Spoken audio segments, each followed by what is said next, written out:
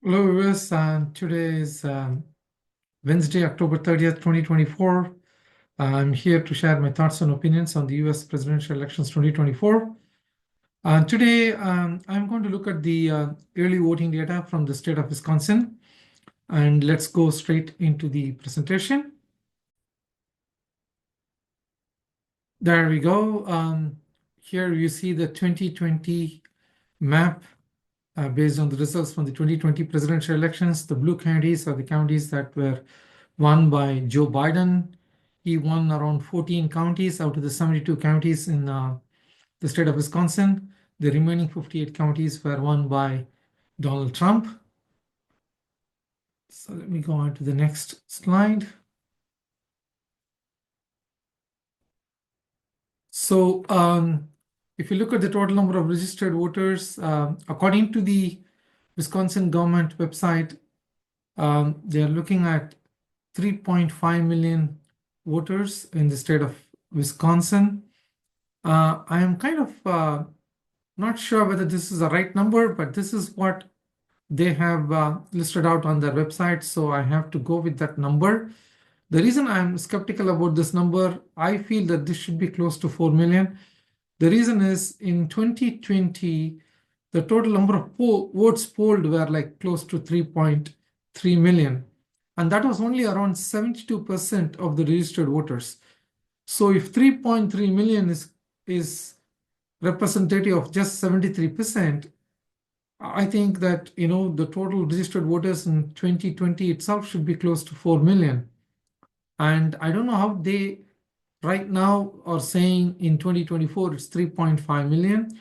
But nevertheless, I just have to trust that government website because they are given the county-wise count as well, and that all adds up to 3.55 million voters. So nevertheless, let's go with the government data. And then the total early voters among those registered voters were close to 1.1 million.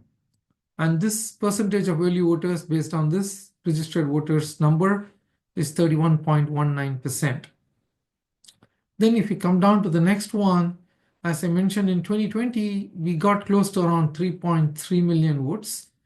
And the total 2024 early voters are 1.19. So we have gotten close to around 33.63% of 2020 voters have voted in this election. Still, it's 1/3. Still, they got to go a long way. Then among those early voters, in-person voters were 609,461, and absentee ballots returned are like close to 500,000. Then in terms of absentee ballots, there were like 1.25 million absentee applications that were sent out to the state, and the state sent back 1.247 million ballots, out of which around 500,000 ballots have come back, and that's close to around 40% of what was sent by the government to the individual voters. So that's where we stand in terms of the voters here. And let's go to the next slide. So here, if you look at the top 10 counties based on the population and look at how the early voting is going on in those 10 counties and who had won those counties in 2020. If you look at the first one, which this is Milwaukee, that has the total votes in 2020, that was 459,000 votes. And the total registered voters there are 507,000 registered voters. And if you look at this, there were like 89,000 in-person votes that has been cast as of now, and 72,557 votes that has come in through the postal ballots or the mail-in ballots. So let's look at the winner in 2020 was Biden, and his margin there was a whopping close to 40%. And his margin in terms of votes is 183,000 votes. So this is the county that Democrats are banking on. They are trying to increase their margin. They are trying to increase the total number of votes. They would want this total number to get closer to 500,000. That's what they are looking for this time.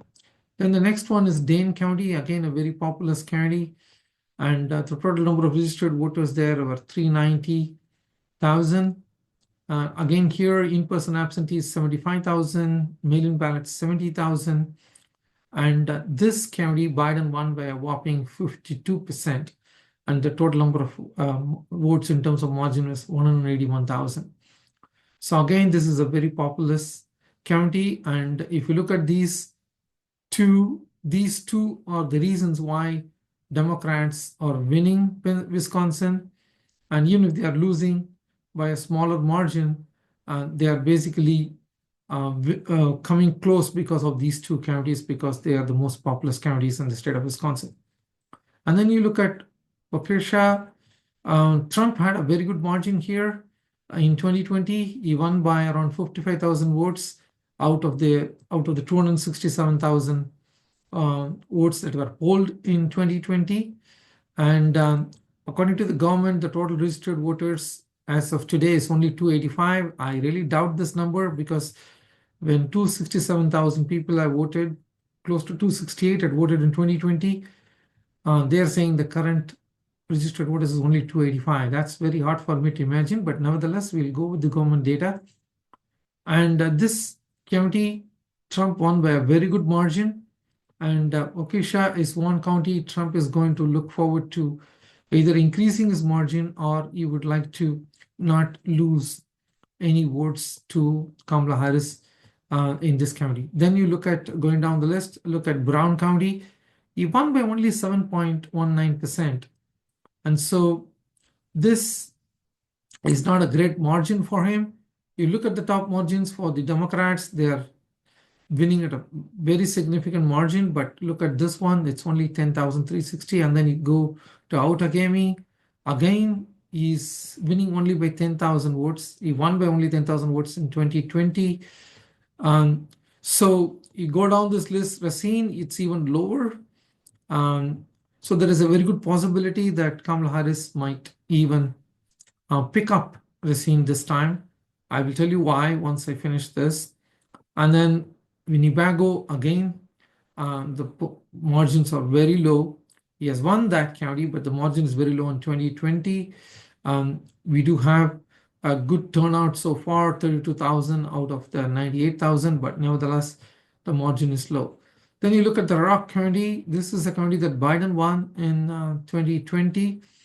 He won by a margin of 11.15%, but I don't think this is a very good margin. If you look at the number of votes, it's 9,520 is the margin.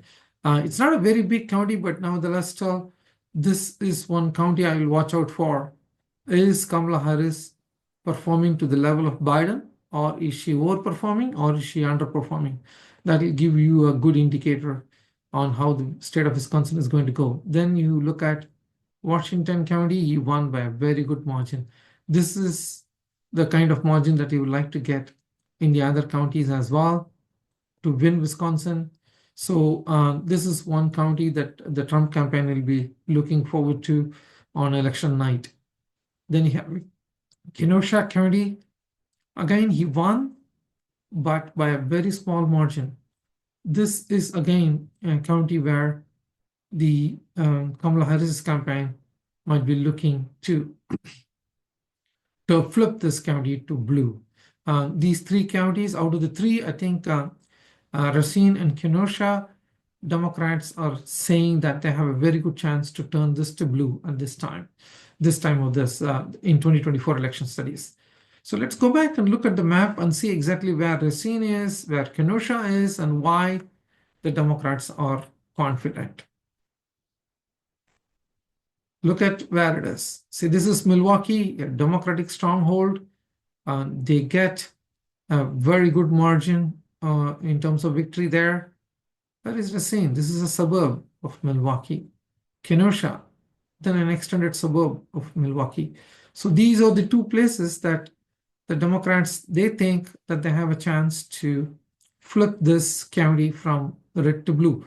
So on election night, you look at the numbers from these counties. If Kamala Harris is doing better than Biden in Racine and Kenosha, that means the suburban women, the women voters are actually voting for Kamala Harris, and she has a good chance of winning Wisconsin. Then look at Waukesha. Again, Waukesha, Trump is going to win that. But if you talk to the Democratic operatives and the strategists, what they're saying is they will try to reduce that margin. And they will be competitive to an extent that they will pull away some votes from Trump based on his 2020 victory. They are going to reduce his margin. That's what they are saying. We will see, because this is again a suburbs.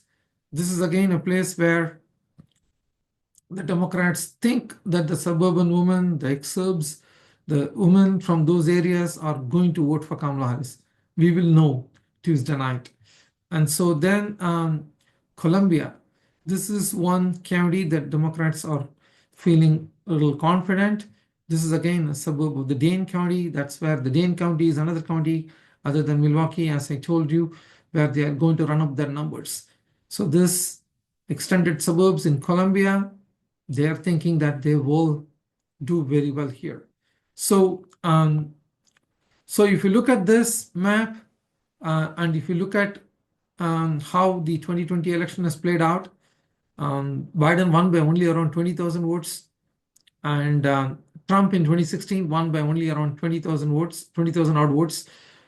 So this is going to be a very close election, but for Kamala Harris to win, she has to do well among the women voters, but particularly the suburban women in Wisconsin. If she does that, she's looking at a victory here. If she does not, then I think it's going to be very tough for Democrats to win. The reason why I'm saying that is in Wisconsin, I feel Trump is going to do better than what he did among men voters in 2020. He's going to do slightly better than what he did in 2020. So Kamala Harris needs to compensate that extra votes that Trump is going to get among men. She needs to definitely get that from the suburban women. So that's very critical. That is why this state is still too close to call. I always call this as a flip of a coin state, because 2016 gave us a close race with just the margin being 22,000 odd votes, and 2020 gave the same kind of a close race with the same kind of margin. So I don't think that this is going to be, 2024 is going to be any different. And that's why we need to look at how these candidates are performing in the counties that they are supposed to perform well, and also on the counties that they were targeted where they are supposed to do well than the 2020 election. So let's wait and watch the results from the Racine and Kenosha as well as in Columbia, and then let's see if Trump is able to win these other red counties by a bigger margin than what he had won in 2020. So the long and short about the race in Wisconsin, I'm going to say that it's too close to call. It's not that one person is running away with it. And so we'll wait and watch. And I think only on election night, we will know exactly how voters are voting in Wisconsin. And we will see if we can get a result on that night, or it's going to take longer to get a result on the state of Wisconsin. But on a larger note, every poll that has come out, not just a poll, the early voting data from every state throughout the country has indicated that there is a gender gap. So as of now, as of actually this afternoon, women constitute 55% of the total votes polled so far throughout the country, and the men are at 45%. So this is a big gender gap in terms of voter composition. If this continues, I think that that's not a good sign for Donald Trump. But if this gets narrowed down to 52-48, which was what the composition in terms of gender in 2020, then it will be a very, very close race. But if it is 55-45 or 54-46, then I think Trump is looking at a very, very close race where Kamala Harris might win the battleground states. So I'm still working on my analysis on this gender gap. I will try to come up with an episode talking about just the gender gap, the composition of the voters in terms of gender, and how it will affect the election, and also exactly as to what is the actual gender gap in terms of actual votes. Is Kamala Harris going to win women by around 15 points or 10 points, or is and Donald Trump is going to win the men voters by 15 points or 10 points or 20 points? So it's a very interesting what if analysis that we can do to figure out how the race will change based on that number.